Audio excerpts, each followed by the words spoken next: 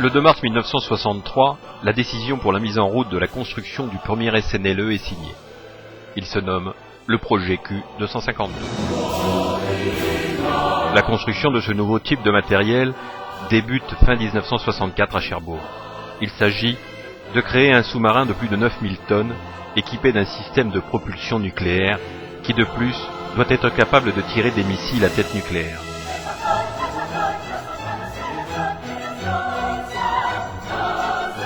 Lancé le 29 mars 1967 à Cherbourg en présence du général de Gaulle et avec comme commandant l'amiral Louzot, il a été admis au service actif le 1er décembre 1971 au sein de la force océanique stratégique sous le commandement de l'amiral Louzot.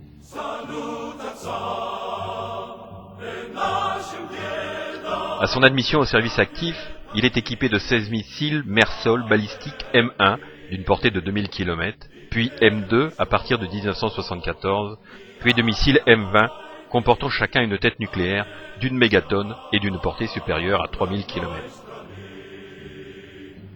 Deux équipages de 135 hommes chacun, les bleus et les rouges, se relaient pour que le navire soit opérationnel en tout temps.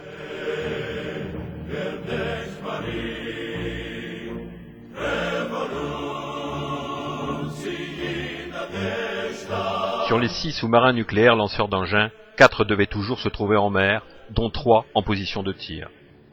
En 20 ans de service, il a effectué 51 patrouilles, 3469 journées en mer et 83 500 heures de plongée, soit 11 ans à la mer, dont 10 en plongée.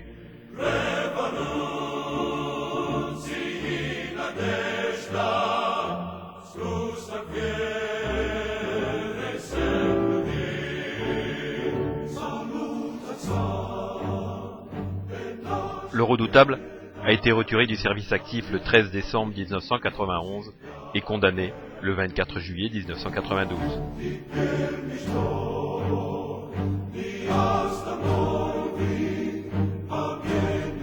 Le 7 octobre 1991, le Redoutable revient à Cherbourg.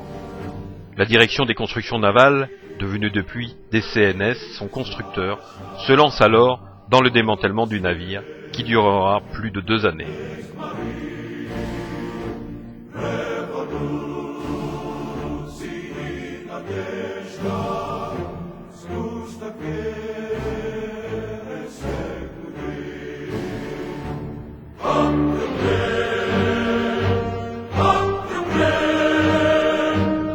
Le 19 janvier 1996, le ministre de la Défense décide de faire don du Redoutable à la communauté urbaine de Cherbourg en vue d'en faire l'attraction de la future Cité de la Mer.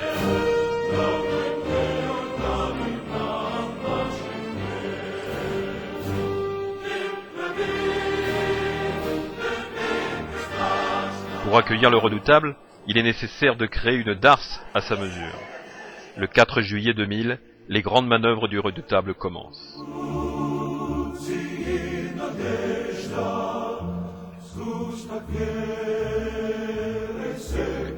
70 hommes et la presque totalité des moyens nautiques de la base navale de Cherbourg sont mobilisés pour conduire le Redoutable du port militaire à la darse de la Cité de la Mer.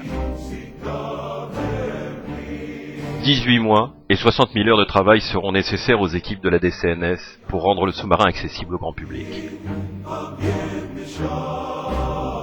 Le 29 avril 2002, le Redoutable est ouvert au public, au cœur de la Cité de la Mer.